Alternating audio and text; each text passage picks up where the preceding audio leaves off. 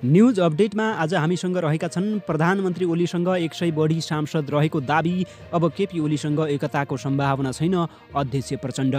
माधव नेपाल भन्छन् बालुवा पेलेर तेल निस्किनु र केपी ओली सुध्रिनु एउटै हो।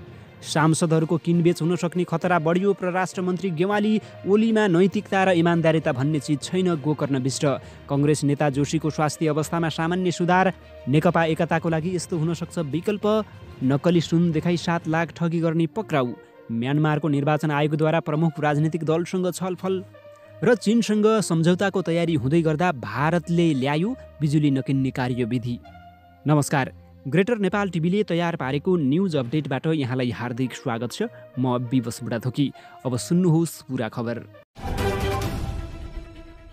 प्रधानमन्त्री केपी शर्मा ओलीले मन्त्रीहरूलाई निर्धक्क भएर काम गर्न निर्देशन दिएका छन्। प्रतिनिधि सभा पुनर्स्थापना भएपछि पहिलो पटक बसेको मन्त्री परिषदको बैठकमा प्रधानमन्त्रीले उक्त निर्देशन दिएका हुन्।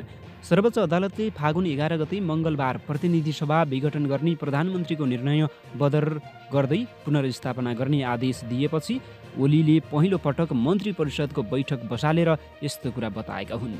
राजनीतिक रूपमा दुई समूहमा विभाजित भए पनि कानुनी रूपमा सत्तासीन नेपाल कम्युनिस्ट पार्टी नेकपा एउटै दलका रूपमा छ। नयाँ सरकार गठन गर्न नेकपाका दुवै समूह निर्णायक भूमिकामा रहनेछन्। संसद पुनर्स्थापनासँगै सत्ता समीकरण कसरी मिलाउने भन्ने विषयमा दुवै समूहबाट विभिन्न तरिकाका कसरत भइरहेका छन्। कानुनी रूपमा फुटिसकेकाले सत्ता समीकरणलाई कसरी अघि बढाउने भन्ने कठिनाइले दुवै समूहलाई पिरोलेको छ। नेकपा दाहाल नेपाल समूह खुल्ला रूपमा सत्ता समीकरणका लागि प्रयासरत छ भने ओली समूहले गुप्त रूपमा रणनीति तय गरिरहेको छ। दाहाल नेपालको कसरत हेर्दा नेकपाभित्र पुनः एकता हुनुपर्ने, एकता हुन नसके दल फुटाउने, अध्यादेश ल्याएर मात्र निकास निस्कने अवस्था देखिएको छ। वर्तमान अवस्थामा ओली समूहले संसदीय दलमा 40% पुर्याए पनि केन्द्रीय समितिमा 40% पुर्याउन नसक्ने भएका कारण पार्टी विभाजन गर्न अध्यादेश नै ल्याउनुपर्ने अवस्था रहेको छ। कङ्ग्रेसले नेकपा कानुनी रूपमा नफुटेसम्म सत्तामा सामेल हुने सन्दर्भमा कुनै निर्णय नलिने बताएको छ भने जनता समाजवादी पार्टीले निष्कर्ष पनि यही निकालेको छ। यी दुई पार्टीले निर्णय दिन नसक्नुका पछाडि नयाँ बन्ने प्रधानमन्त्रीको अनिश्चिततामै समस्या भएको स्रोतले बताएको छ। नेकपा पुनः एकतामा फर्किए समस्या जसरी सरल तरिकाले हल हुन्छ, अन्य विकल्पमा जाँदा त्यही नै जटिल बन्दै जाने नेकपा ओली समूहका एक नेताले बताए।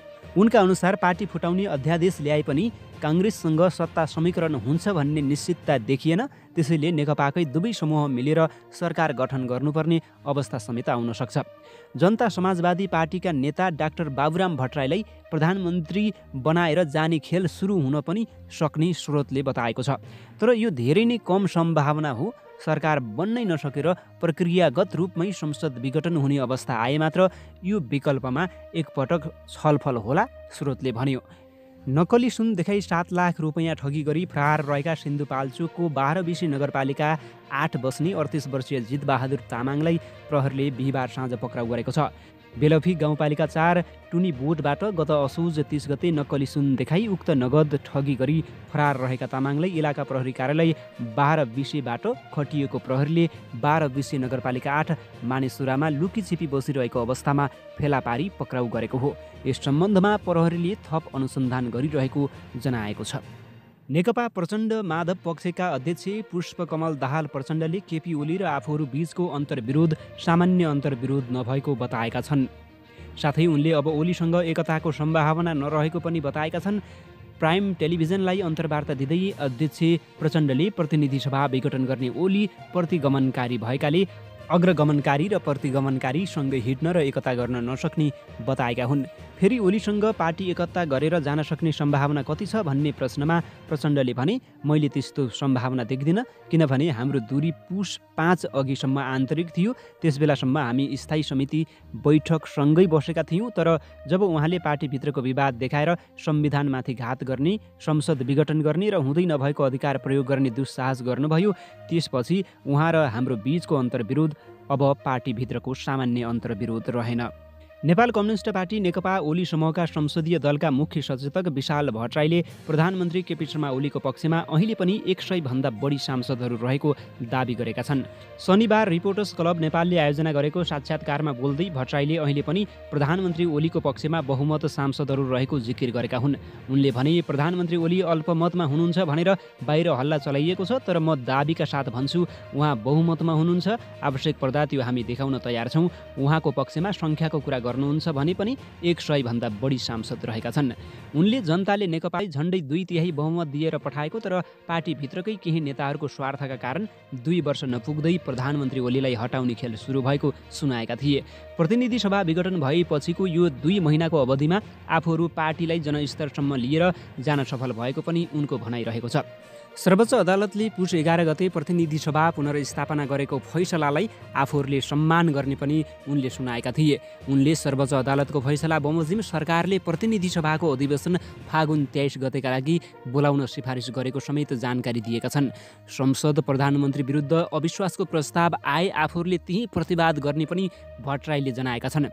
उनले आफूहरूले प्रचण्ड र माधव कुमार नेपाललाई अहिलेसम्म कारबाही नगरेको पनि जनाएका छन्। तर चितवनको सभास्थल छोडेर काठमाडौँ आएका दाहाल नेपाल हस्याङ फस्याङ गर्दै अर्को पार्टीका सभापतिलाई प्रधानमन्त्री बन्न प्रस्ताव गर्दै गएको भन्दै उनले आलोचना समेत गरेका छन्। उनले प्रचण्ड र माधव नेपाललाई पनि अहिले पनि सच्चिने ठाउँ रहेको सुनाए। तर त्यसको लागि प्रचण्डले पार्टी कमिटी बैठकमा पेश गरेको 19 पृष्ठ लामो आरोप पत्र फिर्ता गर्नुपर्ने शर्त राखेका छन्। उक्त आरोप पत्र फिर्ता संसदको पुरा अवधि नै केपी ओली प्रधानमन्त्री र अर्को महाधिवेशनसम्म अध्यक्ष स्वीकार गर्नुपर्ने उनले धारणा राखेका छन्। उक्त आरोप पत्र फिर्ता संसदको पुरा अवधि नै केपी शर्मा ओली प्रधानमन्त्री र अर्को महाधिवेशनसम्म अध्यक्ष स्वीकार गर्नुपर्ने उनको धारणा रहेको छ। संसदको अधिवेशन फागुन 23 गते अघि नै आफूहरूको संसदीय दलको बैठक बस्ने उनले जानकारी दिएका छन्। उक्त बैठकमा सहभागी हुनको लागि दाहाल नेपाललाई पनि उनले आग्रह गरे। तत्काल नआए पनि केही नगर्ने उनले जनाए। प्रधानमन्त्री ओली विरुद्ध संसदमा अविश्वासको प्रस्ताव दर्ता भए आफूहरूले डटेर सामना गर्ने उनले जनाएका छन्। तर पार्टीका सांसदहरूले पार्टीको व्हिप उल्लङ्घन गरे विधानअनुसार कारबाही गरिने पनि उनले चेतावनी दिएका छन्। उनले प्रमुख प्रतिपक्षी दल नेपाली कङ्ग्रेसले संस्थागत रूपमा प्रधानमन्त्रीको राजीनामा नबाँकेको पनि जिकिर गरेका छन्। उनले पहिला कसको कित्तामा उभिने भनेर कङ्ग्रेसले कित्ता क्लियर गर्नुपर्ने पनि धारणा राखेका छन्। तर अहिले नेकपा नफुटेकाले आफूहरूसँग नै एकल बहुमत रहेको भट्टराईको जिकिर रहेको छ। उनले भने अहिले कसैसँग हाम्रो पार्टीले प्रणाम गर्न जरुरी छैन। निर्वाचन आयोगले नेकपाको आधिकारिकताको सवालमा आफूहरूलाई नै आधिकारिकता दिने पनि उनले दाबी गरेका छन्। उपप्रधानमन्त्री ईश्वर पोखरेलले नेकपा प्रचण्ड नेपाल समूहका अध्यक्ष माधव नेपालमाथि प्रधानमन्त्री केपी ओलीको राजीनामा मागेको बारे प्रश्न उठाएका छन्। तत्कालीन मनमोहन अधिकारी नेतृत्वको अल्पमतको सरकारले संसद भङ्ग गर्दा अदालतले पुनर्स्थापना गरिदिएको घटना नेपाललाई ओली समूहका नेता पोखरेलले स्मरण गराएका थिए। उनले शनिबार साँझ ट्विट गर्दै ताजा जनादेशमा जानको लागि तत्कालीन प्रधानमन्त्री मनमोहन अधिकारीले प्रतिनिधि सभा भङ्ग गर्नुभएको सिफारिसलाई 2052 भदौ 12 गते सर्वोच्च अदालतले खारेज गरेको थियो। उहाँले अस्पतालकै बेडबाट आफूमाथि लगाइएको अविश्वासको प्रस्तावको जवाफ दिनुभएको थियो। मनमोहन अधिकारीले अस्वस्थताका कारण बोल्न कठिन भएपछि तत्कालीन उपप्रधानमन्त्री माधव कुमार नेपालले जवाफ दिने कामलाई निरन्तरता दिनुभएको थियो। त्यतिबेला एमालेको अदालतको निर्णय विरुद्ध सडक आन्दोलनको नेतृत्व माधव नेपालले गरेका थिए।